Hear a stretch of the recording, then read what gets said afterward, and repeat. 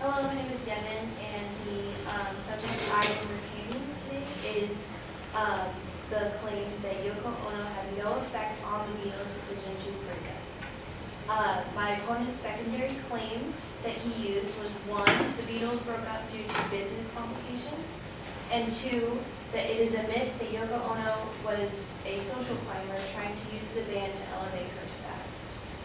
My response to these claims is that the advocate did not use relevant secondary claims to prove the validity of his argument and did not back it with adequate evidence.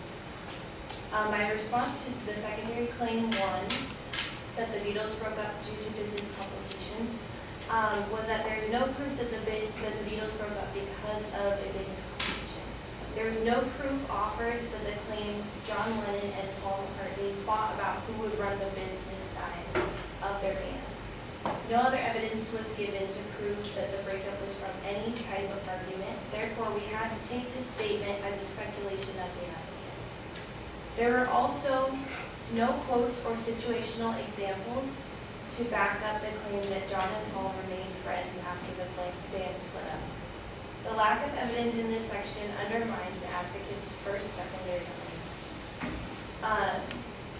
For this claim, the advocate's reasoning was based solely on stipulations, speculations, and word of mouth.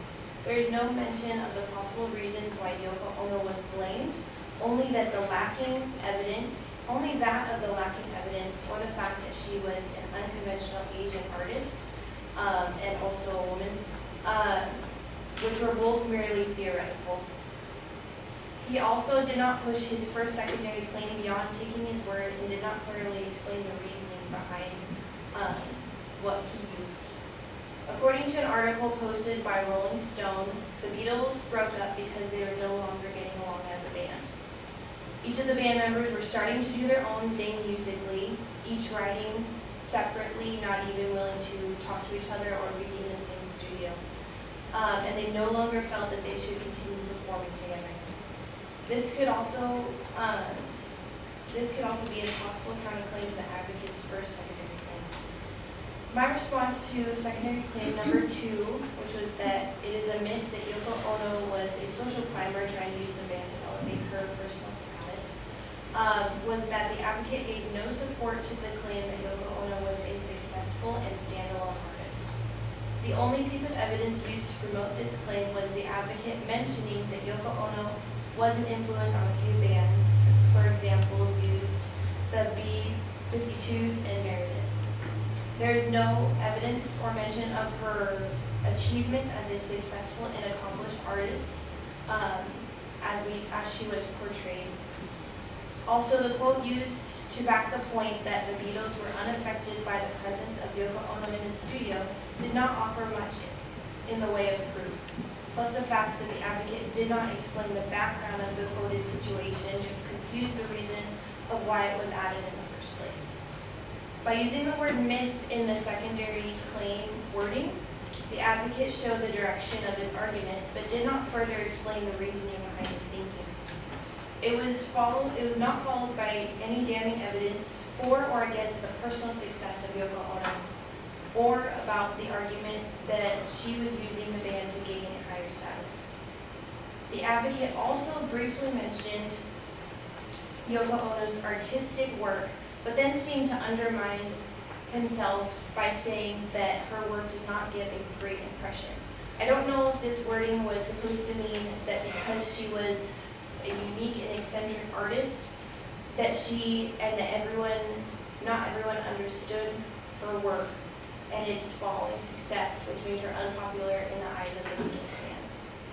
The reasoning used in the secondary claim is confusing and unorganized, and the wording leaves much to be speculated and questioned. The possible counterclaim to the secondary claim would be that the only reason that Yoko Ono was blamed was because she was a convenient scapegoat for the people's questions about why the band split up. She entered into the picture during the time the Beatles were at their most dysfunctional, according to a Rolling Stone article. Fans needed to have a logical explanation for the breakup, and Ono was an easy one to blame.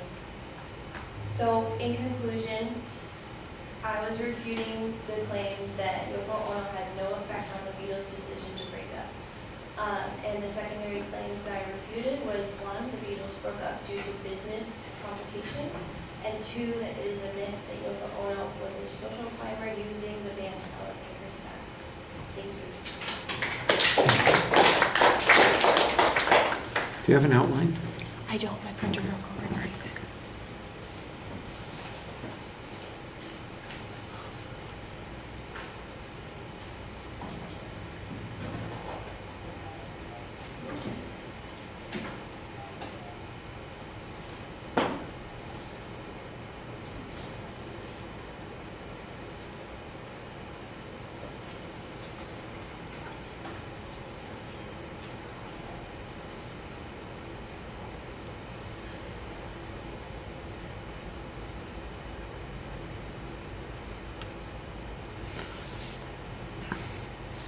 All right, well, the argument's pretty straightforward. You argue that there's a lack of proof on the first point, and the second point seems to be mostly not relevant. I mean, that's a generic summary of what the argument that you're presenting is. On the first point, the suggestion that it was a business dispute, you cite the lack of evidence from the advocate talking about that.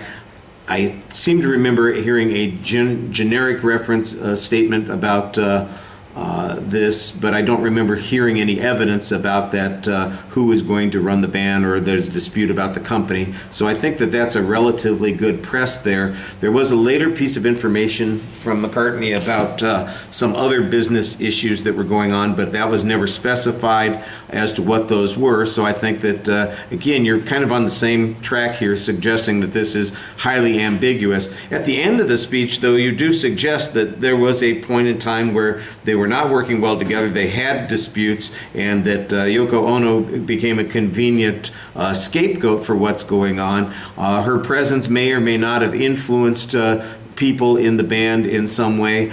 I think that it would probably be not that hard to show that it's a tipping point. It may not be the reason, but it doesn't mean that it wasn't a contributing part of the discussion, which is kind of what your argument at the end suggests. And I think that that would have been maybe a way to go. You seem a little bit hesitant to engage in that sort of argument, which is okay, that's your choice, but I think that that means that your response is probably not quite as strong as it could be. The Rolling Stone quote that you have at the end of the first section, I think, is a good point. Look, the band's having problems for a variety of reasons, not business reasons. They were creatively at odds. They were working separately. They had a hard time being together.